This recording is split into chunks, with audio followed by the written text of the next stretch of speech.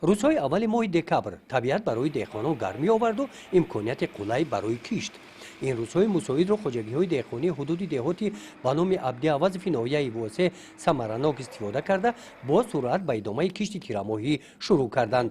در این روزها در خواجگی دهقانی به نام شمس‌الدین برای آماده نمودن زمین به کشت پنبه‌دانه خواجگیداران تدبیرهای سریع را عملی می‌نمایند.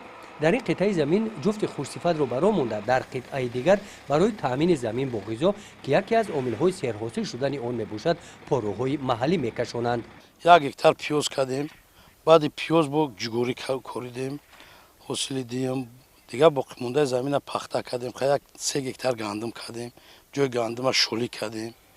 انا با خیلی تیاری با کشتی تیرمای با 1 هکتار پیاز دیگه اینا کوریدیم. انا گندم کوریدیم.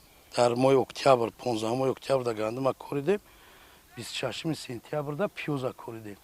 حوض خیلی تیاری نه پختمون چیندیم سپردیم 35-40 سنتینر پخته سپردیم به دولت. نه حوض پایش چیندیم بود تیاری کشت میکنیم برای سال آینده برای کوریدن پختمون. زمین ما یگان واجب شد بکار نمیمونیم برای که خیلی جگوری هم چیزی خوبه برای گاو مول داریم برای گاو مول میکنیم. خیلی از زمین خالی بدن در شولی میکنیم 1 هکتار شولی 5.5 بونکر شولی گرفتیم 1 هکتار. اون بود فایده ایو بکار خوبیدن دو خوب نیست که کار کردش کنه. در خواجگی دهقانی به نام شمس‌الدین که سروری آن را تاج‌الدین قربانوف به عهده دارد 11 هکتار زمین ثمرناک استفاده برده شده است. در این قطعه زمین پیاز کشتی تیرماهی زمین میباشد. این خواجگی در سمت پیازکاری یکی از خواجگی‌های موفق دهات میباشد. تخم استحصال خودی بوده خواجگی تنها از آن استفاده مینماید. مساحت 15 ساتق این زمین را برای گرفتن تخم جدا کردند. در این قطعه زمین باشد از محصولات غله‌دانگی گندم 15 اکتبر کاریده شده بعد 2 مراتب آمانی در حال سبزیش خوب قرار دارد.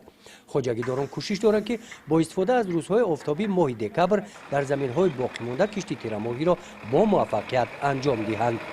گزارش خواجه نظریف خدای نظر ظهوروف از ناحیه بوسه برای برنامه اطلاعاتی نوید.